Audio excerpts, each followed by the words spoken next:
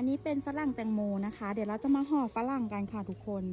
ขนาดผลที่เราจะห่อก็ประมาณเหรียญ5 บาทไม่ให้เกินเหรียญ10 บาทนะคะขั้นแรกนะคะเราก็ตรวจดูก่อนเลยค่ะว่า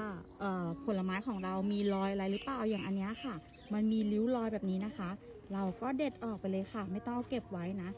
เหลือแต่ลูกที่สวยๆอย่างเช่นลูกนี้นะคะ วิธีการห่อเราก็เด็ดตรงนี้ออกก่อนนะคะแล้วก็ทำความสะอาดตรงนี้ค่ะทำความสะอาดเราจะห่อด้วยถุงห่อฝรั่งสำเร็จรูปที่เราพับเองนะคะ หน้าตาจะเป็นแบบนี้เลยค่ะ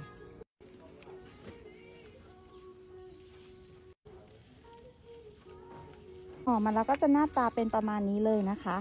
ด้านในจะเป็นถุงหูหิ้วด้านนอกจะเป็นถุงกระดาษเพื่อป้องกันแสงแดดนะคะ แค่นี้ก็สามารถป้องกันแมลงวันทองได้แล้วค่ะห่อเต็มต้นเลยค่ะทุกคน